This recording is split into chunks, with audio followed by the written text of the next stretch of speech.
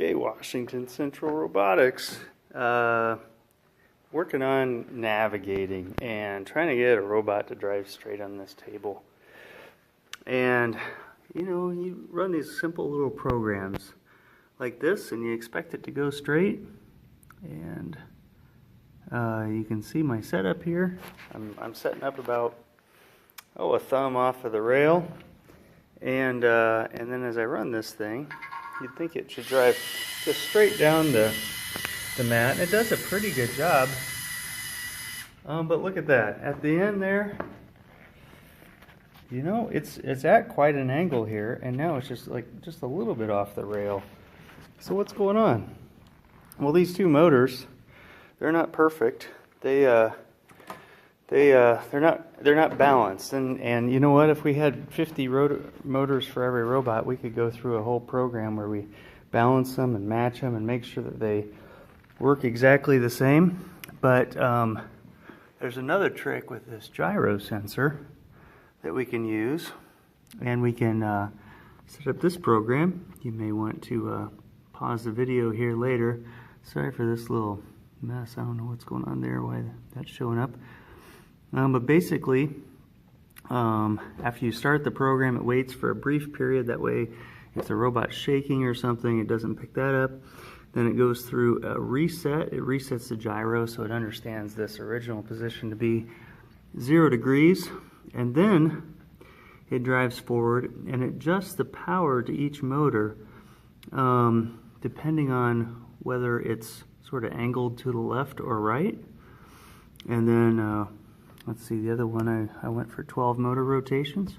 So this goes through this loop, and it goes, so it in each cycle of this loop, it measures the angle of the robot. So when I say angle of the robot, I mean I'm talking about how it's oriented, like this or like this. And you can use the port view. Sorry, all these wires are in the way. You can use this port view to see how that angle changes. All right. So now I'm going to set it up again, go 12 rotations, and it's going to adjust the power to each wheel depending on whether it's skewing off to the right or left. Let's see how it works.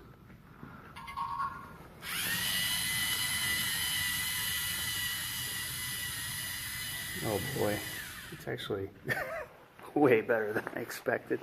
But look at that, it's a thumb off.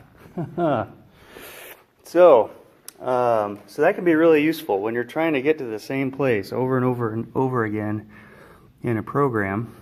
And I've got another one here where basically I get a little bit more complicated, where drive forward and make it go straight, and then make it go straight until it sees the black line, and then I make it make a left-hand turn using the gyro, and then there's a whole bunch of numbers here you get to adjust. But basically, for this robot setup with the backwards wheels, this will execute a 90-degree turn. Let's see how it goes. Okay, and this is sort of like if you're going to come up here and pick up the, what's it called?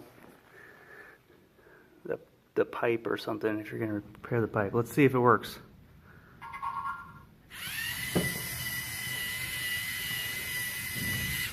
So now it's using the light sensor, and now it's lined up exactly on that pipe. So anyway, I hope this is useful. A couple other things with the gyro. Before every run, you need to check and make sure that it's not drifting. What I mean by that is if you look at it here and it's sitting still but the number is incrementing or decrementing, that means you need to go through the reset process.